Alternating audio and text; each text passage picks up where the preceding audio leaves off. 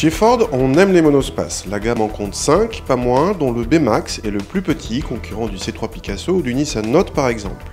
Le B-Max propose 2 diesels ou 3 essences, parmi lesquels le petit 3 cylindres 1 litre EcoBoost, ici dans une définition de 120 chevaux.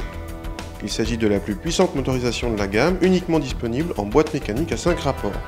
Particularité du B-Max, ses portes arrière coulissantes, comme sur le Grand C-Max, mais surtout l'absence de montant central entre les portes avant et arrière, facilitant l'accès à bord. À bord justement, on retrouve à l'avant une planche de bord très proche de celle des Fiesta, Focus ou C-Max. La qualité est correcte et l'ergonomie perfectible, sans parler de l'écran central trop petit.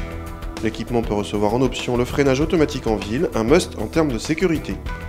À l'arrière, l'accès à bord est donc facilité par l'absence de montant central. Une fois installés, les passagers sont correctement installés s'ils sont 2, mais la largeur de la banquette interdit de s'installer à 3. Le coffre atteint 304 décimètres cubes, bien loin des 400 décimètres cubes dans C3 Picasso.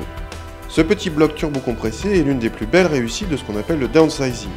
La sonorité 3 cylindres, si elle se reconnaît en prêtant l'oreille, reste discrète. Le 1 litre se montre souple à bas régime et monte facilement dans les tours.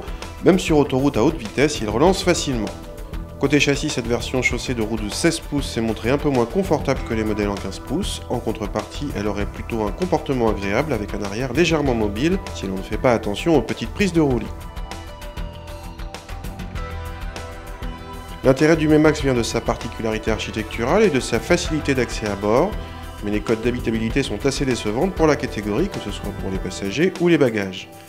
En revanche, notre voiture d'essai séduit par son agrément de conduite côté châssis, un point commun à beaucoup de Ford actuels, rehaussé ici par un moteur agréable. Le tout en restant relativement sobre puisque Ford annonce 4,9 litres en moyenne de sans-plomb. Sur ce point, le C3 Picasso est largement distancé puisque Citroën annonce à puissance équivalente 1,5 litre au 100 en plus.